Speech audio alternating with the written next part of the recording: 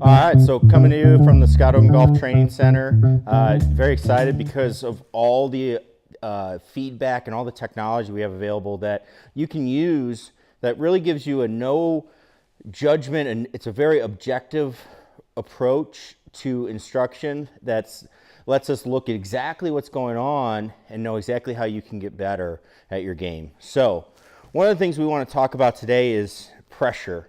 And I think this is something that's very, very misunderstood with golfers, and also it's something that is really tough to feel without the feedback of something like a pressure mat or a force plate. So the one thing I always see players when they come to me and they start talking to me about what their pressure is they start thinking, all right, I don't want to sway. You know, you always hear that move, it's the sway back and then you slide through too much. That's something that they're always afraid of having happen.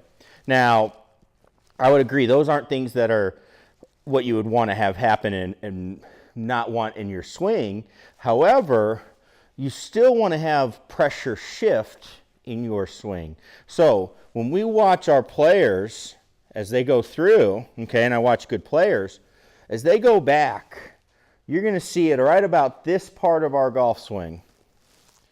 You're going to see that they have shifted their pressure very dramatically into their trail foot. Now, it might not look like a sway, but they have definitely shifted into their trail foot. And it's very early in their swing. It is right off the ball. The club is here on the way back. They are already there, and they're loading up, ready to move it into their front side so they can create good contact and make a lot of power in their swing. So as we go through, one thing I like to see my players do is they work on getting their pressure to shift real early in their swing, okay? And then shortly after it, before they complete their backswing, they need to start getting it to shift back so they're ready to go through for their forward swing. So understanding how your pressure works is important.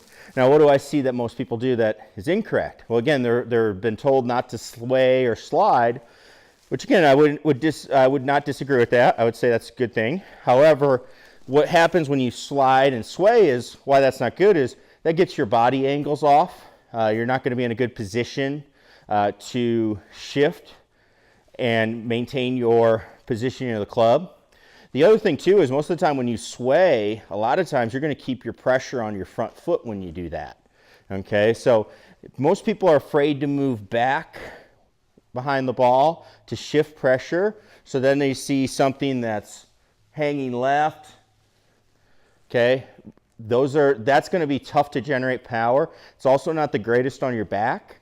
And also what ends up happening is, as you go through, your body tries to balance. A lot of times it's going to throw your angles off incorrectly on the way through. You're going to have a hard time making good solid contact. So as we go, we want to see good pressure back. And shortly after, start getting it go through. Back, get it go through. Let the club keep going. You're going to have more effortless power. You're also going to be able to strike the golf ball better. You're going to have more fun, and you're going to hit the ball farther.